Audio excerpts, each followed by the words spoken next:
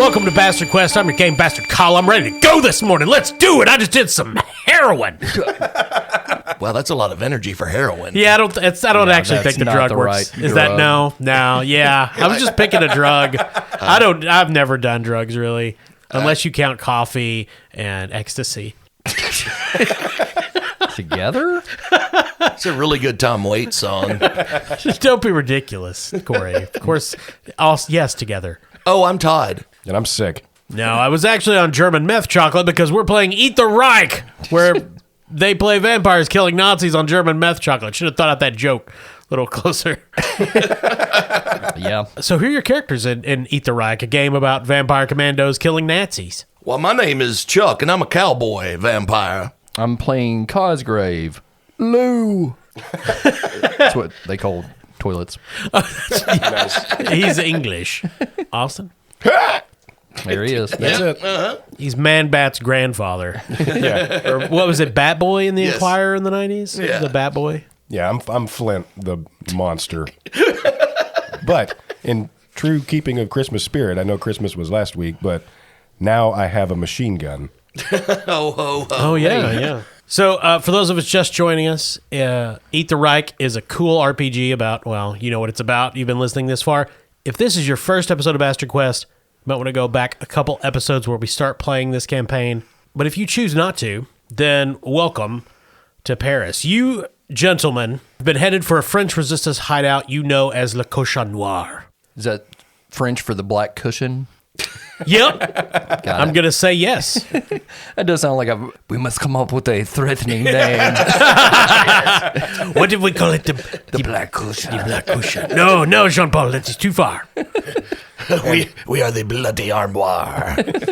And for those listening, the Black Cushion will be opening at the Roxy. It's a band name. Oh, I see. It's It's pretty good. That's pretty. Le Cochon Noir. That does sound like a band. bad one. Yeah. Really? I've heard you say that could be a band name about some crazy shit. Yeah, because I'm a musician. You are. I know these things. I'm an ideas man. Anyway, Le Cochon Noir is a rundown backstreet bar made up entirely of interconnected basements. You go down a short flight of concrete steps, in through a creaking wooden door, into smoke, dark, and badly ventilated rooms with dozens of hard-bitten partisans. Look up from there. This is France, so glasses of wine, be mugs in other countries where they drink normal things, in bars. I love wine. I just don't think you should drink it in an underground pub. I think that's wrong, but these are the French. One man has a baguette and he bites the tip of it angrily and chews it at you. In place of like a cigar. Yeah. No, of course they're all smoking, Austin. Not cigars, cigarettes. The bartender is wearing a striped shirt and a beret, Okay. cleaning a wine glass very delicately. Right. A giant loaf under his arm. Yeah. He's on a bicycle for some reason. Unicycle. This is the most French bar ever. Can I get you gentlemen something? He looks at you expectantly. You have been given a passcode by Fang Command to use if you had to go to Le Cochon Noir. Cosgrave walks up and says, "Passcode." Is that it? Well, you guys can tell me what the passcode they gave you is. Okay. Yeah, you can come up with that. I don't do everything on this show. Okay. The coffee in Portugal is very hot. It's a great band name. Fuck off. So the bartender looks at you, looks at the other patrons and says, "Oui, but I prefer to pour it onto a napkin." This is, of course, the other half of the passcode. Yes. It's the French, isn't it? And he reaches under the bar and presses a button. You hear, "Meh," and then a secret door slides open in the wood paneling of the bar, of the bar walls, not the bar itself.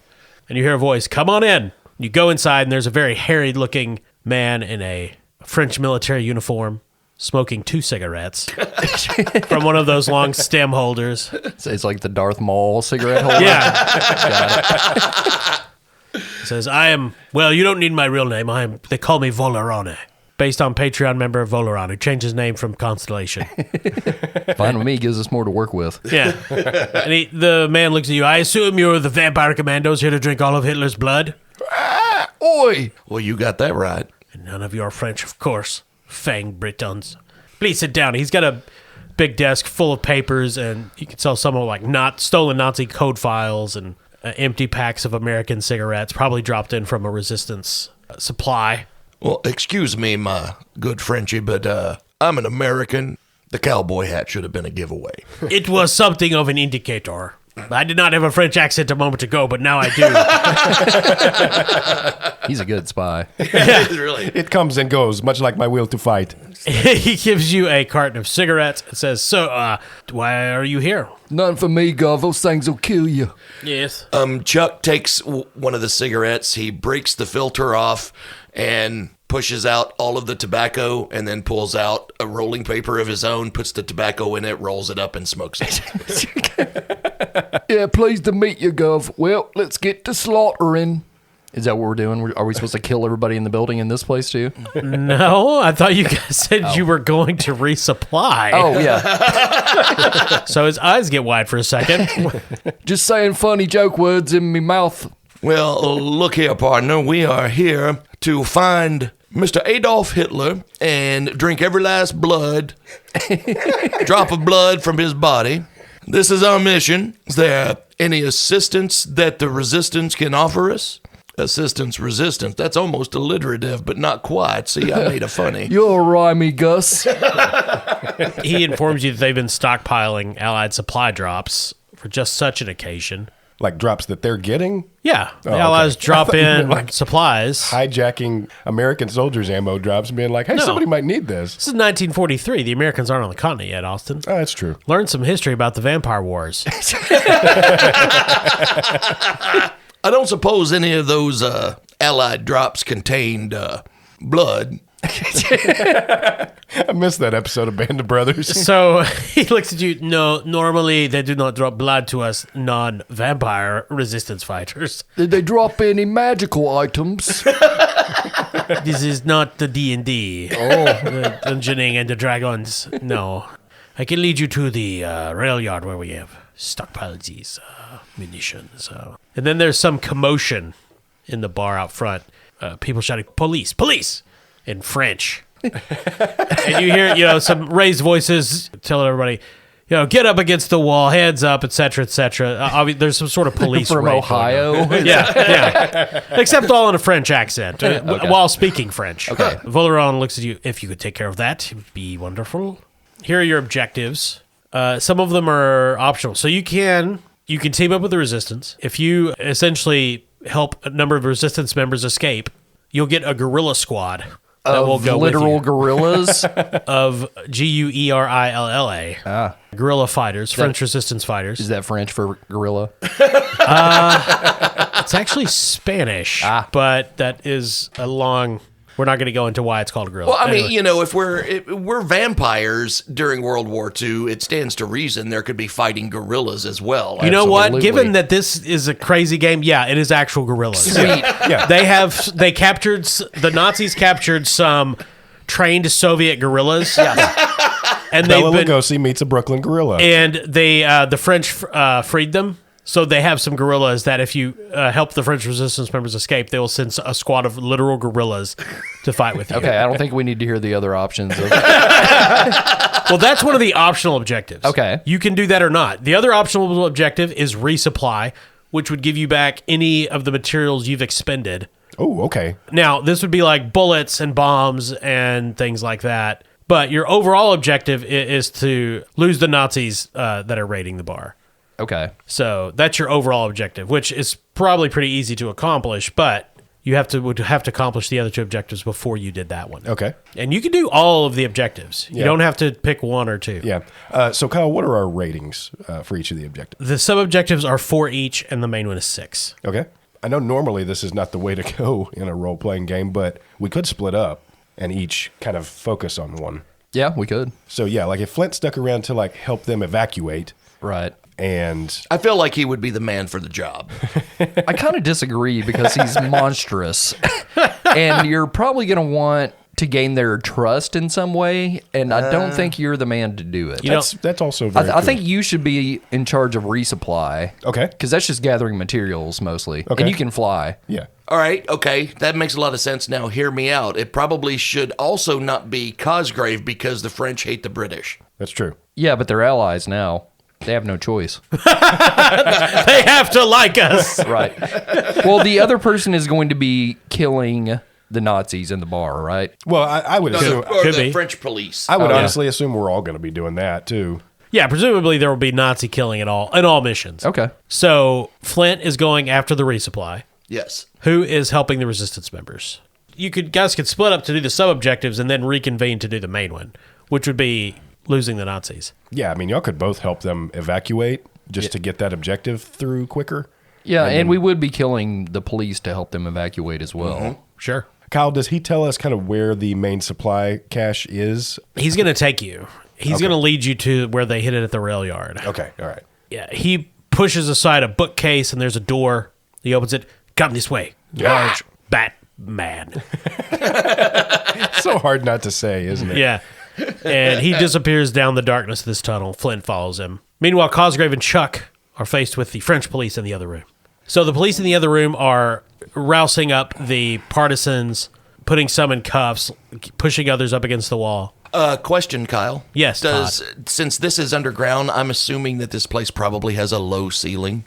That is correct. Well, Chuck is going to use his spider scurry to climb up the wall and across the ceiling so as to attack the French police from above.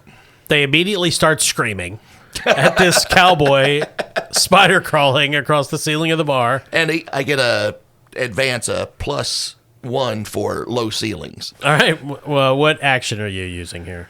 Let's see. Well, I have to spend a blood to do the spider scurry, so Sure, erase okay. one of those. And then I'm also going to spend another blood and hawk up a gutful of acid spit. Cool. So all the French police in the room are pulling out their guns and firing at this freak on the ceiling. They've got 3 attack. I think we used shoot last time for the acid spit. Yeah, makes Because it's sense. aiming. Yeah. So Chuck will be rolling 5 die altogether. All right. I only got 1 on the attack. Well, I rolled 3 2s, but I did get a 1-5 and a crit, so that is 3 successes. Okay. How you want to spend those? All right, well, I'll use my 3 successes. I'll use 1 to wipe out that attack, and I'll use the other 2 to reduce the threat. Okay. You could reduce one of the squads by 2 or each of them by 1. Get rid of 1 on each squad. So Chuck scurries up the wall and hangs spider-like from the top of the ceiling and looks down at the French police and says, "Well, howdy, partners. I don't know if you know this about me, but I got spurs that jingle, jangle, jingle." No, wait, I'm sorry. I got acid spit that melts spurs and then just unleashes a torrent of acid spit. Okay. The French police are screaming and their faces are melting. Cosgrave then goes next, because I get to decide who goes next. He can hear this acid hiss and scream, and someone wets their trousers. Cosgrave just kind of struts into the room, goes, "Oh, that's a right, Pippa," and takes his enormous knife and knifes. So brawl, I assume? Yep, do brawl, and then my enormous knife. So that'd be a total of 4 die. So the police are all busy shooting at Chuck. You actually have no threat against you this round. So if they don't see me, I've got a bonus, never saw you coming with the enormous knife, so it'll be 5 die. Yeah, I guess it would. Okay. Of course, I did call them a pipper or something. But, I guess the screens from the melting faces kind of drown that out. There's a lot going on. Yeah. Okay, so that'll be 5 die. So got a crit, a 5, and a 4, so 4 successes. Good job. Tell me how you want to spend them. Now, there's 2 police patrols. They each have 3 threat remaining. Okay. And then there's the overall sub-objective of 4. Okay, I'm going to reduce the overall objective by 1. And I have no attacks to deal with, right? Correct. I'm going to take out one of the squads with the other 3. So describe how Cosgrave large knifes a police squad. So it's an enormous knife is how it's described. We got that. So he comes up behind the cops that are watching their coworkers melt.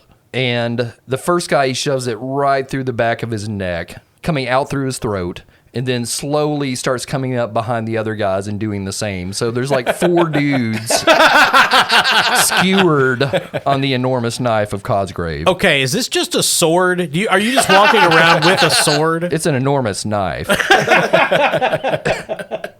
Outside in an alleyway behind some buildings, a manhole cover is tossed away, and out comes Voleron and Flint. Voleron says, "This way," and starts leading you through the back alleys. You come out at a rail yard. There's a chain fence obstructing the yard, and he points at a rather ordinary-looking storage building in kind of the middle of the yard, surrounded by rails. Nothing, of course, moving because Paris is shut down by the Nazis. "There and there, mon ami. I wish you good luck at drinking all of Hitler's blood." Yeah, well, you're going to have to come with me. No. I feel like this is safe enough place for me to go. You're coming. Here's the key. And he grabs him up with his claws and kind of flaps over the fence. I picture it being like that scene in Superman, like his inner monologue is, "Can you read my mind?" It's exactly like that. Okay. So, much against his will, the two of you pick your way across the rail yard to the storage building. He's opening the door. You get inside. It's full of crates marked U.S., salvaged parachutes, and all sorts of war gear. It's very dark, but then headlights come on and illuminate the front, and he's standing in the door. Voleron, as he blocks his, chut à l'heure. You hear the rumble of an engine, feet hitting the ground. You look out, and there's a German armored car that had been lying in an ambush position, and infantrymen are moving towards you. Voleron says, "Oh, no." And that's when the armored car's autocannon opens up and rips him into 14 pieces. Hey. Blasting parts of the front facade away, brickwork shrapnel is flying everywhere. The German infantry squad, they just start shooting with their rifles. And then you notice that most of the things in this storage room are highly explosive. Well, this is unfortunate. So I'm going to use improvised projectile. Okay. I'm going to pick up one of these. We're going to say it's a crate of TNT. And I'm going to, as I run to tackle into this group of Nazis, hurl the box of TNT at the cannon. Okay. So that's going to be a basic brawl of 4. We're going to say, since we're working on resupplying, I'm going to use one more notch on my steel gouging claws to get a good grip and do some ripping and tearing. So that's going to be 1 bonus. This is not an ambush, so I can't use that bonus, but improvised projectile will give me another die. I don't think the crate of TNT is aerodynamic, so just that 1. They generally don't make them aerodynamic. No. So that's going to be a total of 6 die. All right. They have a threat of 4 altogether, the squad and the armored car. Okay. How'd you do? I did really great. I feel good about it. I have 4 attack. So I'm going to use my bone armor, which automatically reduces an attack for every 1 that I rolled, and I did roll a 1. And then I also rolled 4 successes. Oh. So I'm going to, I'll risk it with one of them. I'm going to spend 2 successes to get rid of 2 of yours. That's good. And then I'll be getting 1 blood and putting my last success toward the objective of resupplying. Okay, so roll your injury die. Okay. It's a 4. So I was already spooked, but now I am broken. Oh. Which it seems to have escalated quickly. I don't... He's just listening to Morrissey curled up in a corner. The effect is +2 to search for some reason, but -2 to brawl, which is kind of my bread and butter. So. One of the Nazis says, "No one is going to ever love you like your mother did." Well, she wasn't the biggest fan. So it is a new round, and we're going to start with you, Austin. We're going to keep this fight going in the rail yard. Okay. So first of all, I'm going to go ahead and spend 3 blood to get rid of that. So right after the Nazi officer says that, he kind of cowers a bit because this bat creature fucking turns to him, blood streaming from his eyes, and says, "You take that back." Okay. I met Gunther Muther. He's my friend. You've never met him. He was a big fan. Yeah, we're just going to start tearing into these soldiers again. Did that have any effect on the cannon, the explosive crate? It exploded. Okay. And it's So as the crate of TNT explodes this cannon, the bat just tears into more of these Nazis. So I'm going to use a brawl of 4 Well, I'm going to still attack you with 4 because you're all by your lonesome out here. Yep. And I'm going to use my Hellish Screech, since Flint got pissed off this time. Spend 2 blood to reduce a threat's difficulty by 1. And yeah, I'm just going to see how that goes, rolling 5 this time. Oh, I didn't roll great. I did not roll as well either, only 2. Oh, you did? attacks. Okay. Yeah. So I'm actually going to use my bone armor to get rid of those because I rolled 2 1s. So I can keep that roll, actually. I was about to say I might need to use a flashback, but I'm going to keep that. Yeah, the 2 1s in that case are pretty useful. Well, since you just reduced their rating, you could actually wipe out the infantry squad right now. With my 2 remaining successes? Yep. Yeah, let's do that. So Nazis are running, screaming back and forth. Everything's on fire, and this bat is just kind of flitting, only half seen amongst this group of terrified soldiers as he just kind of slices and dices. And after a while, he's just kind of standing in the middle covered in blood, and all of these soldiers that are still standing there just kind of collapse into multiple pieces. Then he kind of rolls up his sleeves because he has those and goes to search through the crates. Bone sleeves. And back in the bar, one of the police units is dismembered. Skewered, really. Skewered, yeah. Corey, Cosgrave can go. Okay, so the other squad is now aware of me. Turns out, 4 men impaled on a knife, walking around the room. Okay, Cosgrave's going to use Dance Macabre. I can spend 1 blood to gain full control of a corpse, after which it falls apart after like a minute. Well, they have to maintain some level of realism. Right. So I'm going to say the corpse he gains control of is the one at the end Okay. of this manscure. Sure. And what he's going to have him do, using his brawl, he's going to try to swing the manskewer at the other squad, but they're pretty heavy even with his vampire strength. Sure. So the guy in front is going to help by like running. Like they're going to spin around in a circle like to gain momentum. Okay. And then smack them with dead cops. This is the most ridiculous. It's stupid. Roll your dice. Okay. Needless to say, the other police officers are all shooting at you. I've got 2 attack. So I've got a total of 4 die here. All right. Okay, I got 3 1s and a 6. Okay. I got 2 attacks on you. I'm going to use an advance I haven't been able to use thus far Okay. or simply forgot about. It's called Dead Man's Luck. Before you discard dice after you roll your pool, reduce the GM's successful attack die by 1 for each one you rolled. Nice. So okay. I got 3, so I'm reducing all your attacks. Well, I got nothing. Yep. Pathetic. Damn, so we've all got one of those abilities Yeah. for 1s on our roll. Yeah, that's pretty cool. That's pretty awesome. So that leaves me with 2 successes. I'm going to use one of those successes to get my blood back Okay. that I use for Dance Macabre. And the other one, I'm going to reduce the overall objective. All right. So that knocks it. We're at 2 now, is that correct? Yes. Okay. Todd, Chuck is alone. In his heart, but he's dropped from the ceiling, and all the police were focused on Cosgrave. He is not being attacked this round. Chuck is going to, since Cosgrave has the French police kind of occupied at the moment, correct? Yes. They're watching the man skewer. Yes. So Chuck is going to turn to the resistance guys who are still in the room and try to sneak them out while this is happening. It's a bunch of Frenchmen Yes. lined up against the wall, smoking cigarettes and looking bored. Gorilla tamers. Yeah. Yeah. And so Chuck says to him, "Well, kind of surprised there was so much screaming from those French policemen. I figured you French boys were into the Grand Guignol." So I guess this would be sneak. Sure. Yeah. Yeah. Sneaking them out of here. My sneak is a 2. I'm going to use my spider scurry again. Okay. You're going to lead them out with the spider scurry? Yes, I'm going to be like, "Okay, fellas, you just follow me right on out of here. Now, I realize you're going to have to stay on the ground, but I'll be right up there keeping an eye out for you." And he just Like the scurries Lord. up the road. Yeah. Somehow the mime follows you perfectly. So that's going to be a dice pool after I spend a blood of 4. Cool. Well, all right. I did roll a 1, so that gives me my blood back because corpse eater.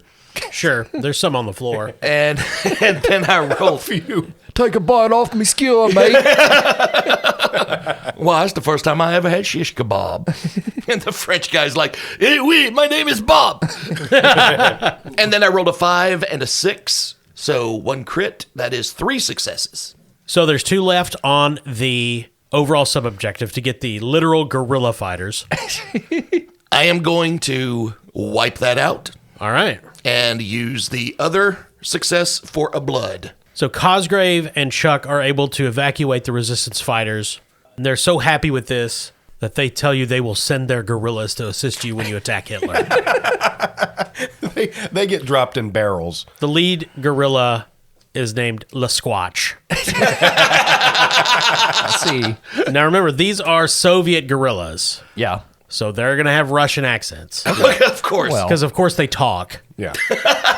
Cossacks. We are Soviet guerrilla! They come to you bearing guerrilla arms. Meanwhile, an armored car is shooting the hell out of Flint, and we're going to do Nazi reinforcements. So more infantrymen are running into the rail yard, shooting at Flint. The armored car engine is roaring. It's backing up, firing its autocannon. Your turn, Austin. All right, so we're going to say in the time it took the Nazi reinforcements to pull up as this other armored car begins firing on me, Flint was able to duck into this metal kind of shipping container and start gathering up the necessary supplies for the whole team. And he's got it packed up into a single crate. So I'm actually going to make my base die pool search this time just to mix things up. But I am going to use my sense heartbeat ability. You can see the heartbeats of living beings through the walls and other obstacles. Extra bonus if it is through dense cover. So we're going to say Flint is able to kind of navigate this shipping yard, gathering up supplies as he avoids the gunfire and knives of these Nazi soldiers pursuing him. All right, how many dice you got? That's going to give me a total of 4 dice. Okay, I got 3. Okay. I got nothing. No attacks. I got a 4 and a 6, so a total of 3 successes. Okay, well, resupply is at 3. All right, I'm going to put 2 successes toward the resupply objective and 1 toward gaining some more blood. All right. Cosgrave and Chuck have just made their way to the rail yard. There's this brick storage building. You can see Flint inside, flitting from crate to crate, stockpiling your supplies. And there's an armored car out front just firing into the building, and German infantrymen also shooting into it. Lots of dead Nazis on the ground outside, and a dead Valeran. And in the distance, you can see a train coming down the track towards the yard, which is unusual because the Germans have shut down all the rail traffic. It'll be Chuck's turn. I'm assuming there's still some Nazis alive in the armored car, or is... Yeah, the armored car is firing into the storage unit, and so are the infantrymen. There's not many infantrymen, and most of them are far away. The first squad was wiped out, so reinforcements are having to run in.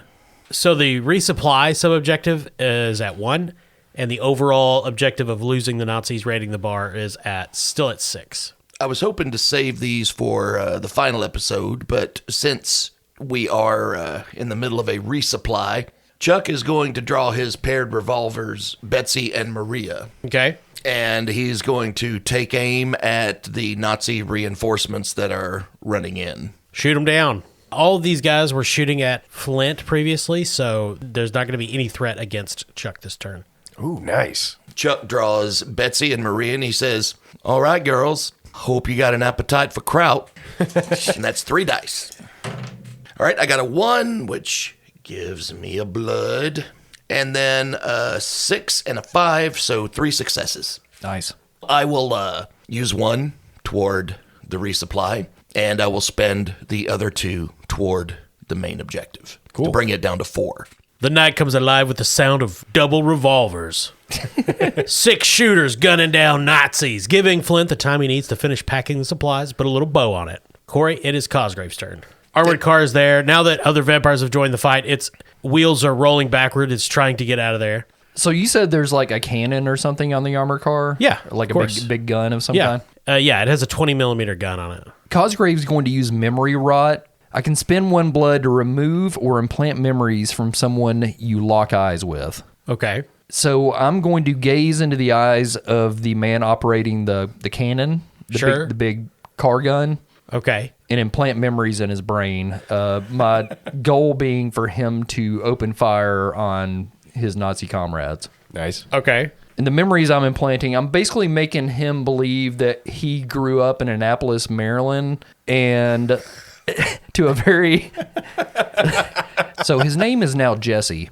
He's the son of Polish immigrants. Okay. And he's watched from afar as his homeland has been just torn apart by the Nazi horde.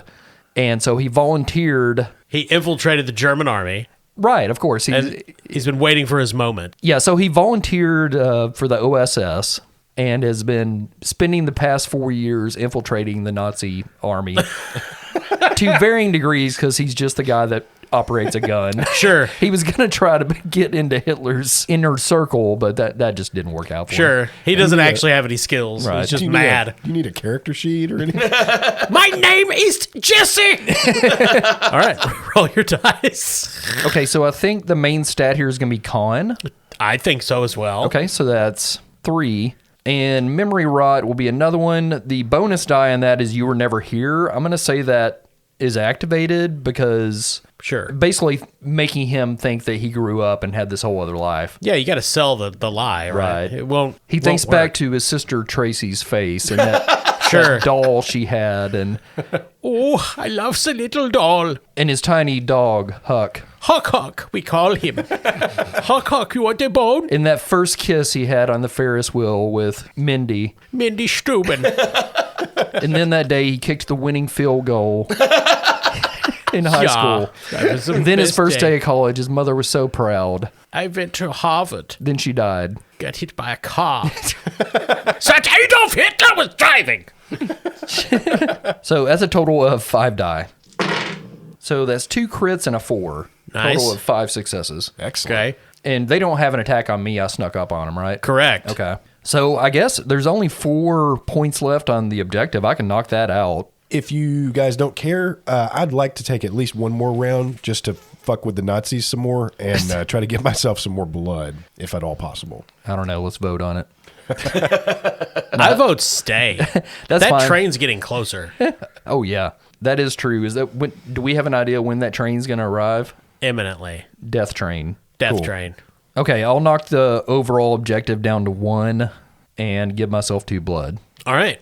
New round. It's Bedlam. You guys wipe out the other infantry squad that was showing up, and the other armored car hightails it out of there. Then you turn as this train engine pulling a single car comes to a screeching stop, and the train car itself is unlike one you've ever seen. It's made out of welded steel. It's got a giant white face on it, smiling. There's one door, and that opens slowly on automatic hinges. Steam comes rolling out, and then a figure, bulky, jumps out, lands into the rail yard in the classic superhero 3-point crouch, stands up. It's wearing a very tight-fitting German officer's uniform. Its face is solid metal, festooned with weapons. It has iron hands. It says, "I am Stahlsoldat." And the voice is very robotic. Oh. It's one of Hitler's new cyborg super soldiers. Oh, cool. It's like a Stahlsoldat. Wolfenstein boss. Yeah. So, here's the deal. Stahlsoldat is a special enemy, one of the elites. Really? Yeah, turns out. You only have 1 point left on the objective. You can complete the objective and flee to the next one. He will follow you until he is defeated. Okay. Ooh, okay. And if you get all the way to Hitler, start drinking his blood, Stahlsoldat's going to be rolling up behind you. Okay. That's an interesting mechanic. That's Well, that's one I just made up. Okay, cool. okay. Well, let's kill Stahlsoldat then. Yeah. Is that his name? Stahlsoldat. Okay. So, it's a new round. I'll let whichever one of you wants. You guys can decide amongst yourselves who wants to go first. I do have acid spit, and I get a +2 if I'm going against metal. Get him. So here's a question, Kyle. If we did a little bit of damage to Stahlsoldat this time, would he retain that if we ran into him again? Yeah. Like, is it possible to like maybe whittle his health down or otherwise incapacitate him temporarily in order for us to like complete the objective for a couple chapters? I whittled myself a pipe one time. Yeah, he will retain any damage that he takes. Okay. And what is that? What is it? What are his numbers? His threat is 6. His attack is 6. Ooh. And his challenge is 2. Okay. Okay. All right. Well, Chuck steps forward and looks at the giant Nazi robot super soldier and says, "Oh, Mr. Hitler must have fallen on hard times if he's turning tin cans into soldiers." I don't get it. And he hawks up a gut full of fierce acid, which is a +2 against metal. And Well, he's actually porcelain and wood. God damn it. Very different kind of cyborg. Budget cuts. Yeah. Those Nazis and their experiments. it's going to be a dice pool for Chuck of 5. All right. All right, that's 2 4s and a 5, so 3 successes. I got 4 on the attack. Okay, so I will use my 3 successes to take out 3 of his attacks. Okay. So Chuck is about to hawk up something, and it's in his mouth. We see his lips pursed, and then a metal fist just smashes into his lips.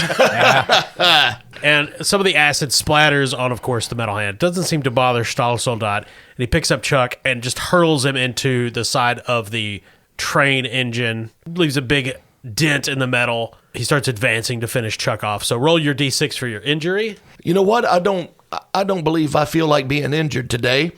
I'm going to use cowboy hat. Right. Okay. It says cowboy hat, mark to ignore an injury. However, I lose the hat and it's destroyed. Oh, no. You should save that for...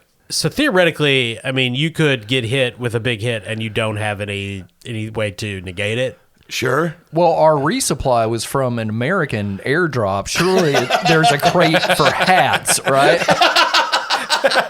Yeah, I mean, I was going to let you guys resupply all of your equipment that you'd use, so there would be a crate. There would be an extra cowboy hat, a specialty crate. Yeah, there we go. All right, cool. So how it works is when he's thrown into the side of the train by Stahlsoldat, Chuck reaches up and grabs hold of both sides of his cowboy hat, and the hat is the first thing that hits, and Chuck just kind of like bounces backwards, and he's fine.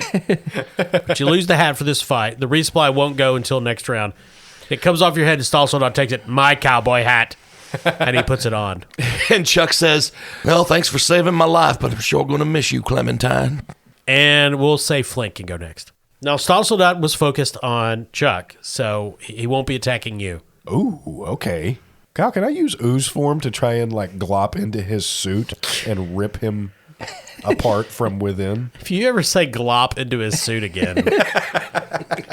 yeah, That's what's on the sheet, Yeah. you guys. I Glop guess you his ass. could.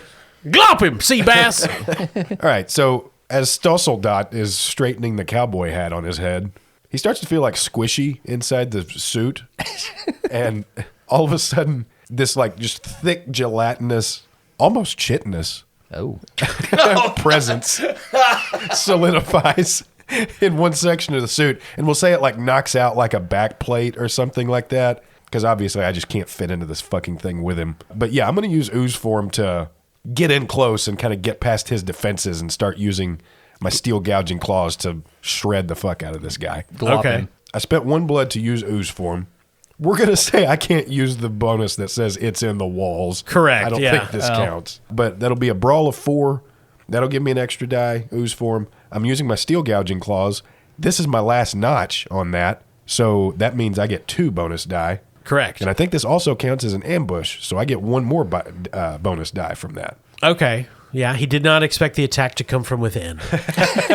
I love the fact that he's ambushing as ooze. Right. Where did this glop come from? All right, so then I'm rolling 8 die. Damn. So I got 1 crit and 3 other successes, so a total of 5. Okay. Number 1, I did roll a crit during combat, so my Ravenous ability automatically gives me 3 blood. Tastes like bleach, pine tar, and petrol. And then I'm going to actually use one of those other successes to get 1 additional blood. And I'll use my other 4 successes to start damaging him. So he soaks 2 of those and then takes 2 damage. So the ooze forms on the inside and spreads on the outside.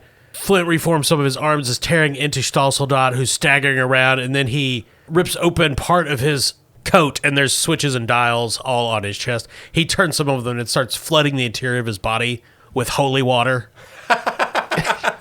which is mainly just gasoline that bursts into ignites and spews Flint out. And it's Cosgrave's turn. So is he going to have an attack on me in this, or is it No. the same? Okay, I mean, he's like any other enemy force. He only gets one attack. He just has a really high one. gotcha. So Cosgrave's going to try to knock a little chunk of robot life out of him. He's going to sneak up behind him and with his sawing-off shotgun, shoot him in the back of the neck. Okay. So I'm going to say my stat would be sneak, which is 3. My sawing-off shotgun. So when you use your last one, you get 2 die? Correct. Okay, this will be my last one, and we're getting ready to resupply. And it's point blank, so that's another 2. Nice. So that's a total of 7 die. Okay. Ooh, pretty terrible. I only got 2 successes here. Can I do a flashback? Yeah. Oh, I got gunted up the old cupboard there, didn't he? Roll a d6 for the context. 4. And roll for the question. 3. And which one of your teammates is going to be with you? Chuck. So you and Chuck were in the Mediterranean, sabotaging a field gun with improvised explosives.